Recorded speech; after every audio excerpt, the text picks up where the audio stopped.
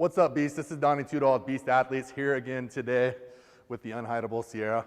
What we're going to work on today is sumo deadlift. We're really excited to work on this one because we've got a lot of questions on deadlift specific. It's probably one of the more simple movements, but if you don't do it correctly, you're going to fuck yourself up. So sumo is great if you know, for example, 10, 15 years ago, everybody could pull conventional because most people had a labor-intensive type of a job. Now we all sit at desks and things like that. So your mid, lower torso, your lower back, your whole posterior chain is just not as strong as, you know, maybe our parents were, or maybe some guys who actually work construction and things like that now are. So what it does a very good job of is developing your lower back and your hips. So if you don't have good hips, you're gonna really struggle to deadlift any form at all, but this is gonna be the best way for you to kind of learn and not just honestly beat the shit every time you deadlift. So if you want to get a little bit more research on that, Matt Wenning put out a really good article on why people starting deadlifting should actually start pulling sumo and then switch to conventional. Not everybody's built to sumo, not everybody is built to conventional, but you can do both. You're gonna get benefits from each one. You're gonna have a better quality of life and you're gonna develop that hip strength from sumo, but honestly, conventional, it is going to make you stronger. My coach, Brandon Allen, and I, we go back and forth on it a lot. He's right, it will make you stronger, but my argument is if I can't deadlift every single time I'm supposed to deadlift, I'm doing something wrong. So that's why we're gonna work on sumo today. So Sierra does pull sumo. Coming into it, her conventional and her sumo were pretty neck and neck, but we really locked down on the sumo thing with her Olympic background. Her conventional was a little haggard. So we made this decision and she's excelled really quickly with it. So there's gonna be a few things that we're gonna start with that you should all keep in mind. It comes with a grain of salt. Your foot placement, the width of your feet, your hand placement is all gonna be kind of depending on, you know, your body, your levers, how tall you are, how long your femurs are, all that type of stuff. But Sierra, what, you're 5'5", 5'4"? So about average size girl. She's in the 165 class, and so she's a little bit thicker, more leg dominant for sure. But if you are built relatively similar to her, this is gonna be a really, really good piece. But more importantly, there are certain rules that I don't care if you are 5'4", 170, or if you are 6'5", 220, these rules are all gonna kind of apply to you. So one of the very first things that we're gonna do, Sierra's gonna approach the bar. She's gonna get her feet set in sumo. Please don't make me walk you through every single piece of it. Okay, so Sierra has a little bit more flared out feet. Now, I just recently kind of adapted that a little bit more into mine because it allows you to push and separate.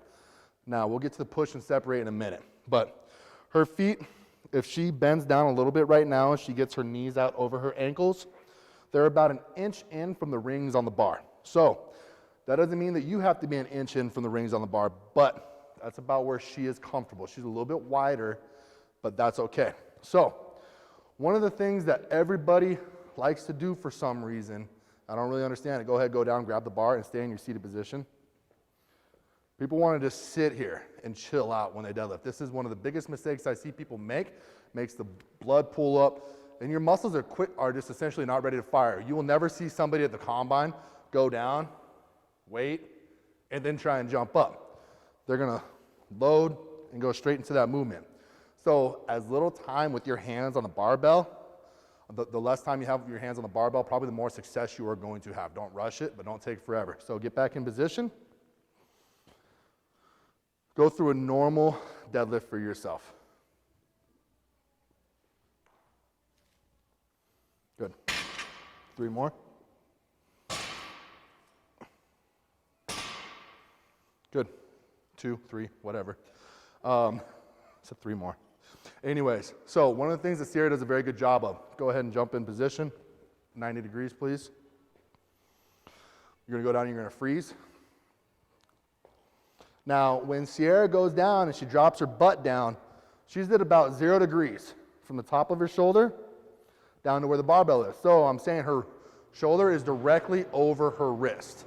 Now, if you are further out like this, we're not trying to do a power clean or a snatch here.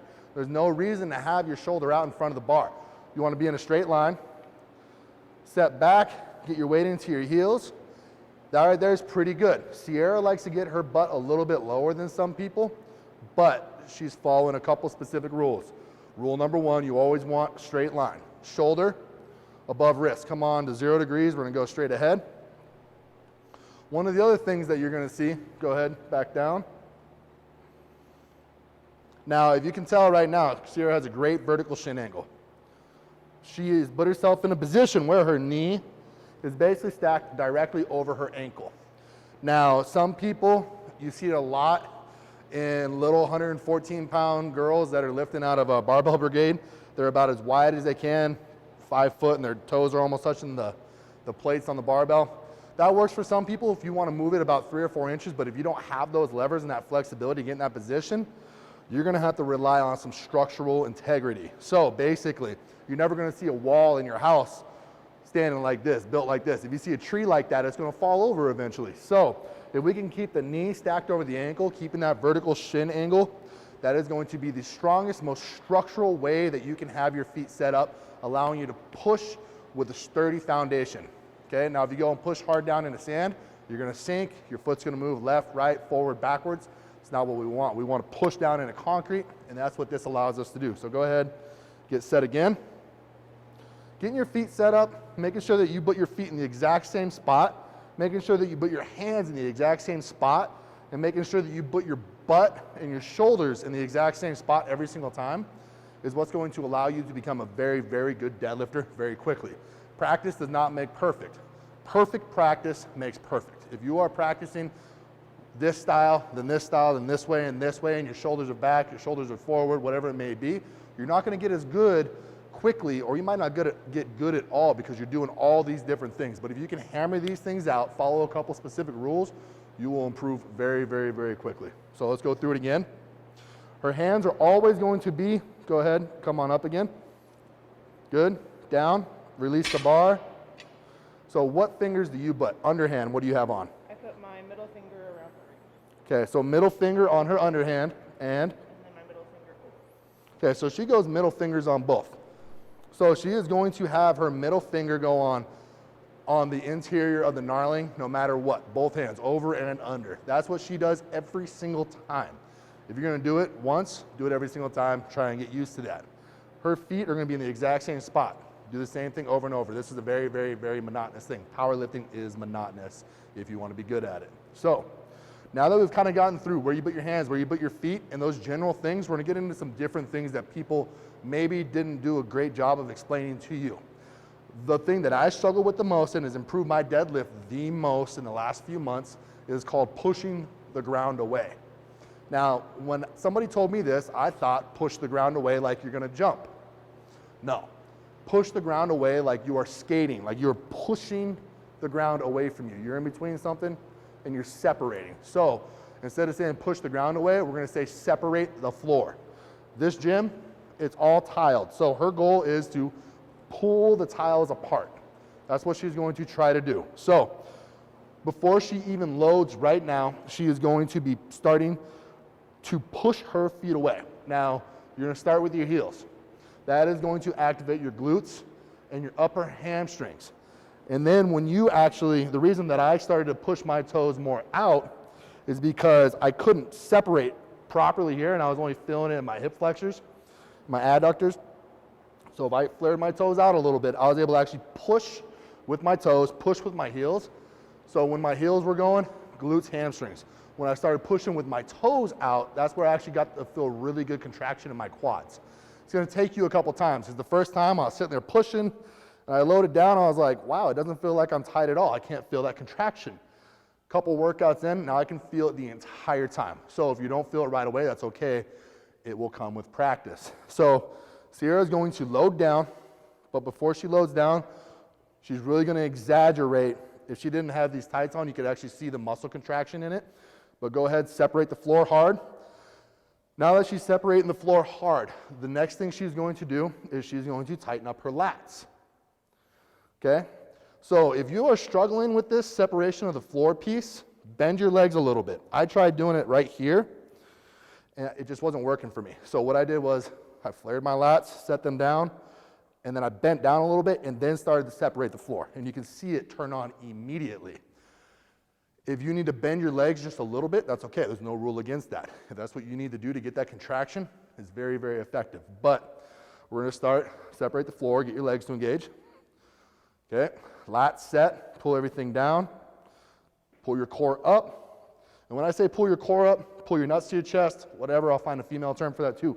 But you're trying to reach down as far as you can until into your torso, so into your pelvic floor, and you're trying to pull it up to your chest. Now, for guys, this is a fight or flight reflex also. When you get into a fight, a couple things happen. Either you take off or you get in and you go all out. Now, one of the things that you might not realize when you do that, everything sucks up. So the reason I say nuts to chest, that is a protective fight or flight mechanism. You are literally protecting your reproductive organs. That is where that comes from. That means though, if you ever experience yourself, like your girlfriend slaps you or something like that, one of the things that you might realize a couple seconds later, like, wow, like, I think my nuts are up in my stomach right now. They ran away. That is what your body is designed to do. That is fight or flight. It's the same reason guys go and hit ammonia before they go. Big whiff, have someone slap you in the face. Holy shit, I am ready to throw down. Fight or flight. I'm going in, I'm fighting. Okay, but you see some people, they get that hit and they're like, okay, I'm running away. I'm scared now. So it helps turn that on. So pull that up. That gets you psychologically ready, whether you realize it or not, but it also braces your core, which is the most important thing. So when she pulls everything up, she's able to push into her belt if she has a belt on. If not, she's able to pull up and brace. That is a very important piece. So we got three things that we are bracing here: legs, lats, core. If we can get all those braced, when you come down and you ascend into your grab, everything's going to be extremely tight. All your muscles are going to be turned on, ready to go. If you do not brace these muscles before you go down though, you have to walk over to your electric board, turn the breaker on, and then walk over, turn the light switch on. You don't want to do that. You want everything turned on, ready to go, hit the switch, and you're going and it's all turned on. So go ahead, tight, separate the floor, lats are tight, pelvic floor is up, descend, keep it tight, separate, separate, separate, and you're up. Good. Go through 3 more.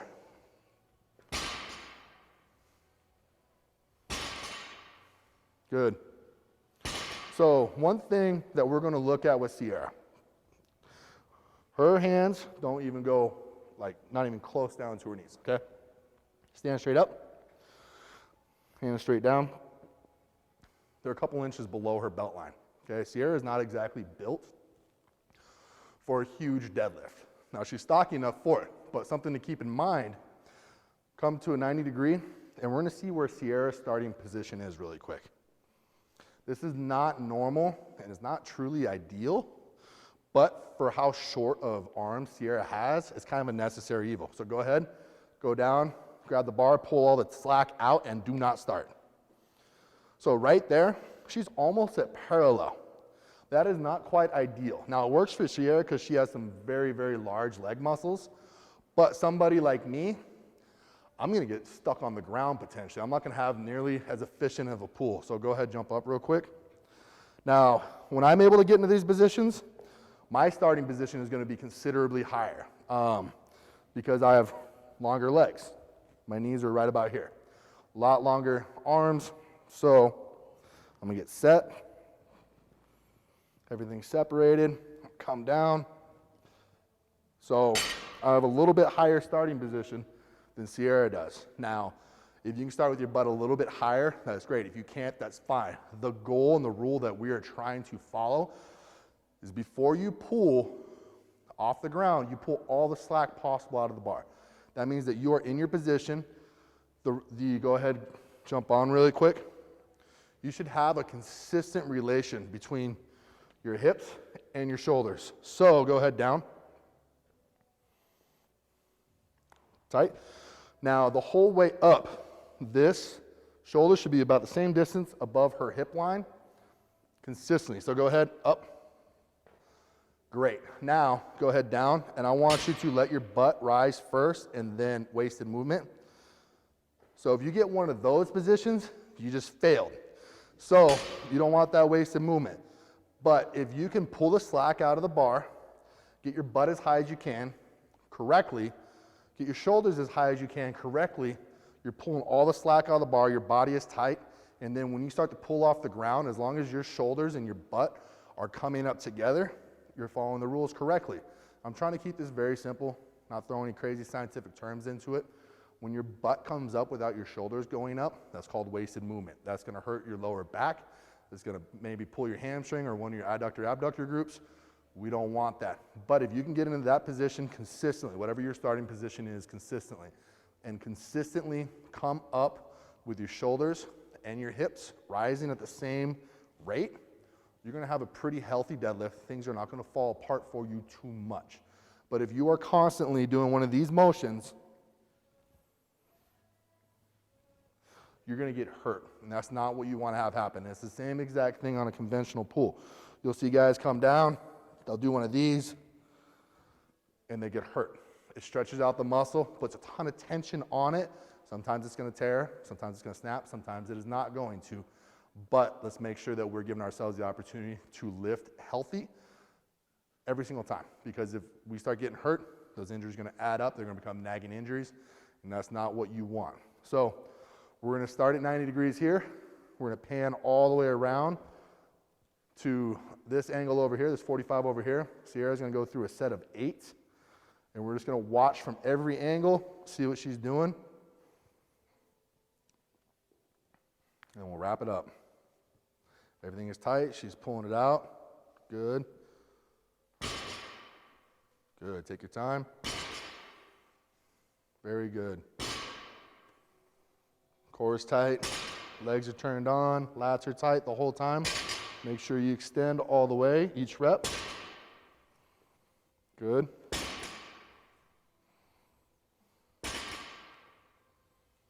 Beautiful. All right, guys, so sumo deadlift. There are so many questions you can ask.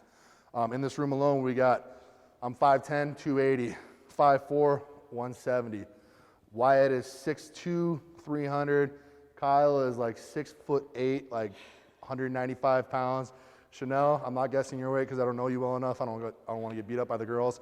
But we have 5 different people in here with 5 very different bodies, which requires 5 different ways to pull sumo. 5 different ways to pull conventional. This is not a cookie cutter thing. If you have questions, ask. Throw us some video. We can get you at least an idea on where to start, because seeing the video and seeing your movement, that's the only way we can really tell. So if you guys have questions, shoot us an email, like, subscribe, check us out on Instagram, get to know us a little bit. We love what we do. We look forward to working with you guys. Thanks. Talk to you soon.